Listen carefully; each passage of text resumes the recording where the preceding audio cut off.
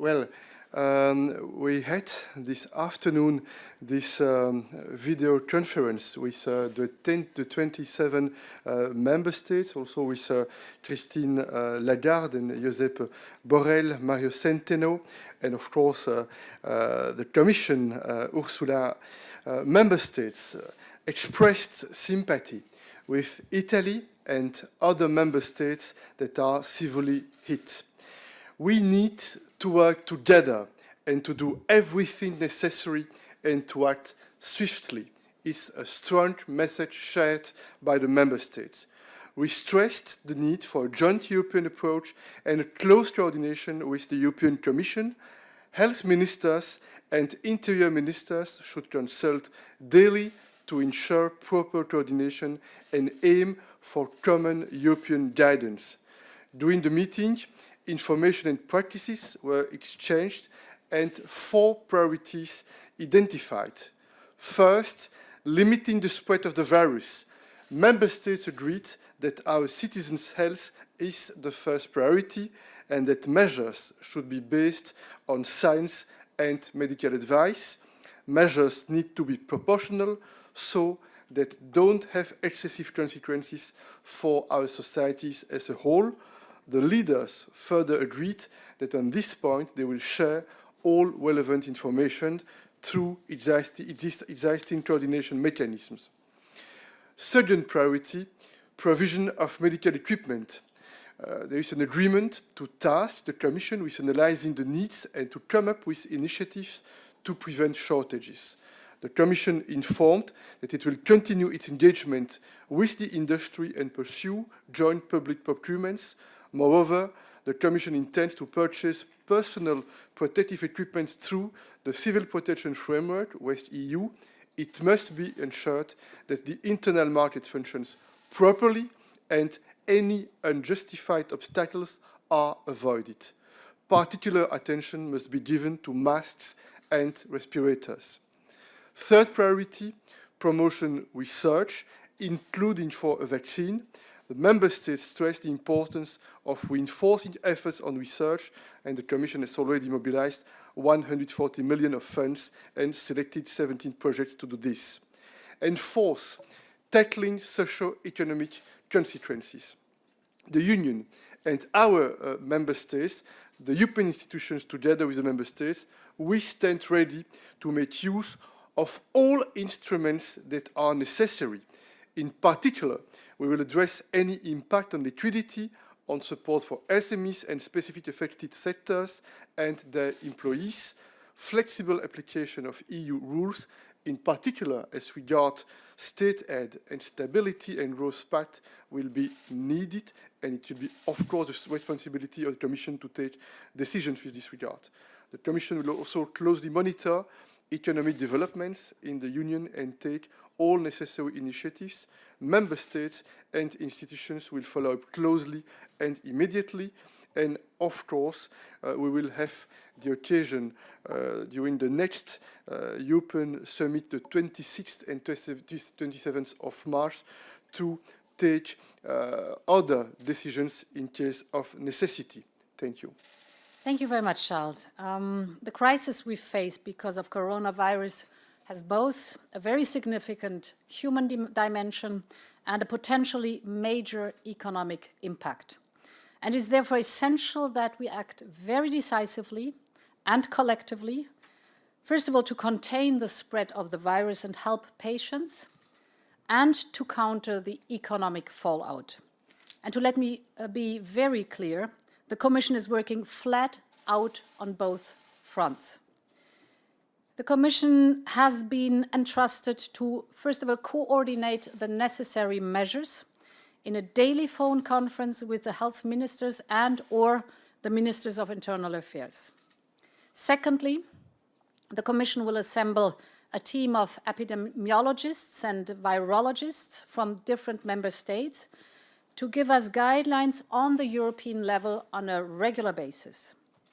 Third point, the Commission is now taking stock of all the available protective equipment and the respiratory devices, as well as their production, and their distribution capacity so that we have a European overview about that. These are crucial for the entire health sector in Europe. On research and development, it has already been said that we will reinforce the European initiative to fund targeted research on corona.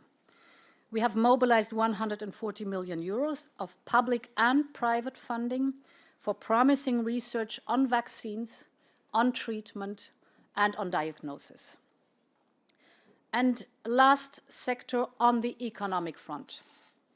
First and foremost, we must act at the macroeconomic level. And to be very clear from my part too, we will use all the tools at our disposal to make sure that the European economy weathers this storm. And because it's so important for this message, in Germany too, wir werden alle uns zur Verfügung stehenden Mittel nutzen, damit die europäische Wirtschaft diesem Sturm widersteht. Nous allons utiliser tous les instruments à notre disposition pour que notre économie résiste à cette tempête. This requires coordination between member states, the Commission, and the ECB. And I'm comforted that leaders have called for such a coordinated strategy. The Commission will play its full part with no delay. I'm working on the following measures to support member states in their efforts. First of all, we will make sure that state aid can flow to the companies that need it. Second, we will make full use of the flexibility which exists in the Stability and Growth Pact. I will come with concrete ideas before the Eurogroup that is meeting on Monday. On both these fronts, we will clarify the rules for the game for member states very quickly. There will be guidelines by the end of the week. And finally, and third, we will bring forward a Corona Response Investment Fund directed at the healthcare systems, directed at SMEs, and as a labor market, at the labor markets, and other vulnerable parts of our economies. The instrument will be sizable and reach 25 billion euros quickly. To realize this, I will propose to Council and Parliament this week to release 7.5 billion euros of investment liquidity. I will set up a task force to work with the member states to ensure that the money starts flowing in the coming weeks. Indeed, today marks an important step in a coordinated response that the 27 heads of state and government, the President of the European Council, and the Commission have been calling for. Now it's time for action. Thank you very much. We will distribute the President's conclusions following the press conference, and we'll take a couple of questions. We'll start first with the Financial Times. Yes. Hi, Mehreen Khan from the Financial Times. A question for the Commission President. So of this 25 billion, which 7.5 billion you want to release immediately, could you tell us where you are finding this money? Is this in the existing EU annual budget? And when we, I guess, have some MFF discussions which are coming on for the later part of this year, will the Corona Fund be a new element in the EU's long-term funding? And just in the next couple of weeks, when will you make a decision, Mr. Michel, on whether or not we're going to have a European Council in a few weeks, which will mean that EU 27 leaders will have to come into Brussels? Or did you find today's teleworking quite an efficient way to keep going as a format for summits in the age of Corona? The money is within the EU budget scope. It is connected to structural funds, so we will create these 7.5 billion that will lead further on to 25 billion we can invest then, finally, and spread all over the member states. So in close cooperation with the member states, this will be done. And you had a second part? I forgot. I confirm that we intend to have this summit in Brussels the 26th and the 27th of March. Next question for Politico. Thank you. David Hersenhorn with Politico. President, can you tell us if any of the member states announced that they're adopting additional measures, quarantine measures, border control measures like Italy, and also wonder if you're concerned at all by the fact that some Eurosceptics, anti-Europeans, seem to be trying to raise a question of whether the EU has acted with enough solidarity in Italy and elsewhere in these last 24 to 36 hours? No, we had tonight a very good discussion, and we have together expressed a very strong political message. We have decided to act. We have decided to be fast and to be strong and to work together. And of course, it means that at the national level there is a space for taking responsibilities.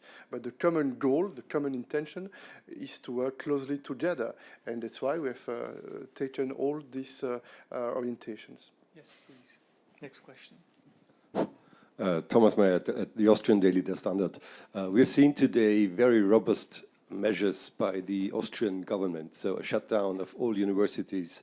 They announced they will shut the schools, all major sport events and so on, cultural events too. So my question is, and in Austria we don't have such a high level of infections as we have in Italy. Did you discuss that in your meeting, and did any other head of state, especially in Germany, tell you that they will come to that measures too in the next days or even hours? Well, first of all, it shows that it is necessary to coordinate on the European level, but I understand very well from our scientists what the reason behind those measures is. The spread of the virus takes place and will take place. The goal is, and the most important part right now is, to slow down the spread, so to prolong the time before infection takes place with respect to the health sector. Because if there are too many infections in too short time, it is a huge strain for the health sector, mainly for the ICUs and for the smaller part of the patients who will need intensive care or respiratory medical support. And therefore, there are different forms of measures that can be taken, but it is supported by the scientific evidence and knowledge that it is a good approach to slow down as much as possible the spread of the virus, and there you have the different measures you were referring to. Okay. Anna Gelinek, ZDF television, is that okay? Yes. A question to the Commission President. You didn't answer David's question about the border controls. Yeah. Is that a reasonable, fair measure to eliminate the spread, or is it the beginning of the end of Schengen? This is a reason why we also decided that the Commission is entrusted to organize on a daily basis conference calls with not only the health ministers, but also the ministers of internal affairs, so that we have a very close coordination on how is it done and why is it done, so that the measures are appropriate and timely. And therefore, I think from tomorrow, the next day on, we will have on a daily basis this coordination. Okay, we'll take one more question. Griselda. Merci beaucoup. Griselda Pastor de la radio espagnole sur la pénurie de gel dans les pharmacies pour se laver les mains, la pénurie de masques dans certains endroits, le fait que certains États membres aient interdit l'exportation a donné une image de non-préparation et de non-solidarité. Est-ce que vous avez une réponse ce soir à tout ça? Il y a une détermination qui a été exprimée à coopérer sur les différents points que j'ai mentionnés. Et le sujet que vous évoquez est un sujet extrêmement sérieux et que nous prenons au sérieux, puisque nous considérons effectivement que pour le personnel médical, pour la capacité à faire reculer la propagation du virus, il est important que l'on puisse veiller à ce que les États membres aient accès au matériel dont ils ont besoin. Et ça suppose effectivement qu'il y ait de la transparence entre les États membres, qu'il y ait le même niveau d'information entre les États membres, et c'est la responsabilité qui a été confiée à la Commission avec les États membres, qui vont devoir partager les informations, et avec les secteurs industriels. Il s'agira effectivement de voir où se situent les stocks, où sont les capacités, quels sont les besoins actuels et les besoins que l'on suppose nécessaires dans les prochaines semaines, afin qu'il y ait une gestion dynamique de ce sujet. Et ça vise aussi bien, soyons concrets, ça vise les masques, ça vise le matériel nécessaire sur le plan respiratoire, et ça vise aussi les produits qui sont nécessaires pour réaliser les tests, pour produire les traitements qui sont nécessaires. Ça vise l'ensemble des fournitures dont on va avoir de plus en plus besoin dans les semaines qui viennent.